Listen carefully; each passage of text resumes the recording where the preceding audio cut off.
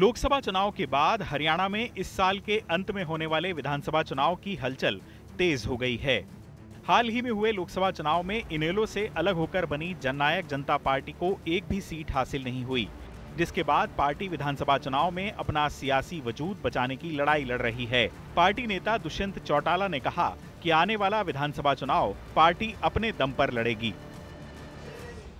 मैं तो एक चीज स्पष्ट कह सकता हूं कि आने वाले भविष्य में भारतीय जनता पार्टी के साथ जाने का कोई औचित्य नहीं बनता।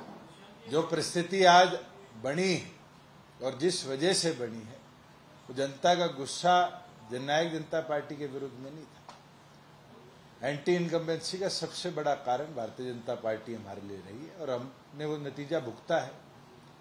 और आने वाले भविष्य के लिए मुझे नहीं लगता कि ऐसा कोई सवाल भी। दुष्यंत ने कहा कि कांग्रेस और बीजेपी की मिली भगत है। लोकसभा स्पीकर के पद पर कांग्रेस ने अपना उम्मीदवार खड़ा करने का दावा किया, लेकिन अंत में दोनों पार्टियां एक हो गईं। उन्होंने कहा कि बीजेपी के साथ गठबंधन करने पर जेजेपी को नुकसान हुआ है, लिहाजा आगे से बीजेपी के साथ गठबंधन की कोई संभावना नहीं है। बीजेपी के साथ गठबंधन का गुस्सा लोगों ने हम पर निकाला है। आज के दिन हमारा उद्देश्य जो है 90 सीटों पर लड़ने का है। बीजेपी के साथ जाने में जो नुकसान हुआ है वो हमने भुगता है। आफ्टर इलेक्शन भी स्पष्ट कह देता हूं, आप यही मेरे मुंह से चाह रहे हैं कि हम बीजेपी के साथ नहीं जाएंगे। मैं तो साफ कह देता हूं कि आगे भी नहीं जाएंगे। देखिए, नुकसान तो हुआ ही है। जो रिजल्ट आए हैं कहीं ना कहीं उसका नतीजा यही है कि जनता ने किसान आंदोलन वाली जो गुस्सा था वो कहीं ना कहीं निकाला है। और मैं तो एक पुरानी अपने कहावत है, मेरी मदर कई बार कह देती है, गेहूं के साथ गुण भी पिसता है। तो कहीं ना कहीं उसका नफा नुकसान जो था हमें भी झेलना पड़ा। हरियाणा में कुल 10 लोकसभा सीटें हैं।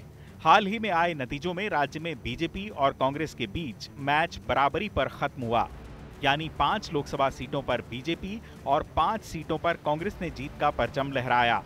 वहीं जेजेपी अपना खाता भी नहीं खोल पाई।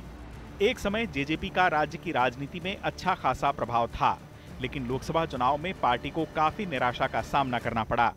पार्टी के सारे उम्मीदवारों की जमानत जब्त हो गई। ऐसे में दुष्यंत चौटाला के सामने पार्टी को दोबारा खड़ा करने की बड़ी चुनौती है। चुनाव आज तक।